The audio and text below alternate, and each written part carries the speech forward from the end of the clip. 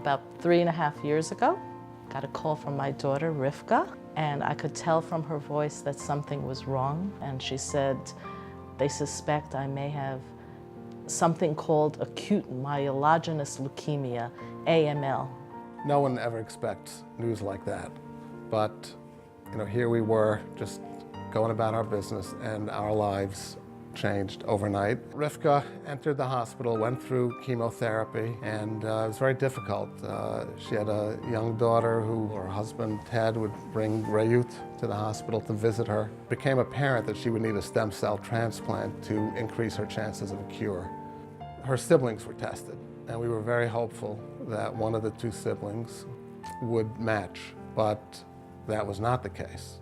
The transplant center at the hospital started to canvass the registries, and I remember getting in touch with Jay Feinberg just to learn a little more about what's involved with finding a match, how wide the net should be cast. And very early on, we got word, Rivka got word, that there was a potential match. And things seemed to, at that point, start to turn in the sense that for the first time we really had hope. And when we found out that this person was willing to go through with it, it was such a gift to us. It was a real gift. It was a gift of life. The transplant took place on December 21 of that year, which happened to be the first day of Hanukkah. And we had an electric Hanukkah menorah in the background there. It's not often that one gets to see a miracle being performed. And it really was miraculous. When we looked back a couple of months at where we had come from.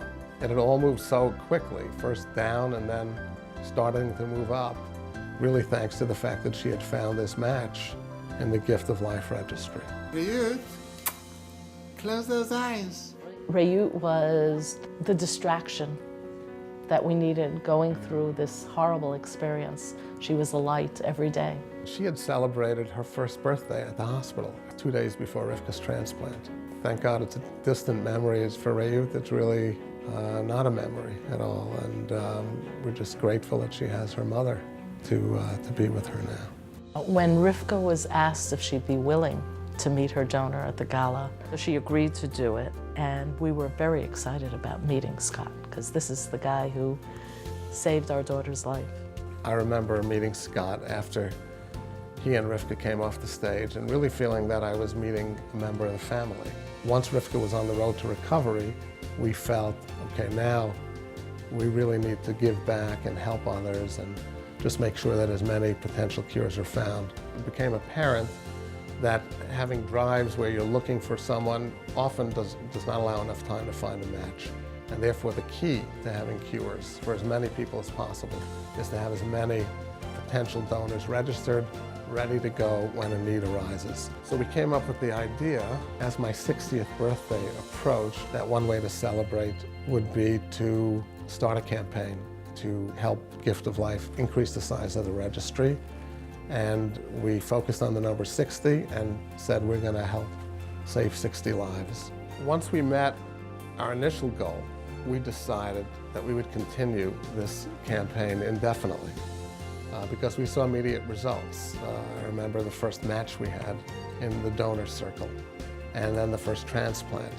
To us, just as important is just finding a match, a potential donor, because we remember how that took us from a sense of hopelessness almost to feeling that there's some hope.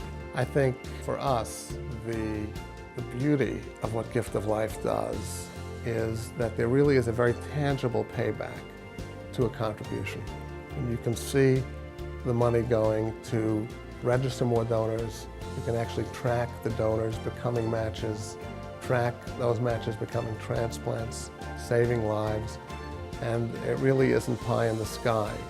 We're so grateful to Gift of Life, and there is almost nothing that they can ask us to do, including accepting this award, that we can say no to. Our plan, of course, is to continue to raise money to provide hope to other families.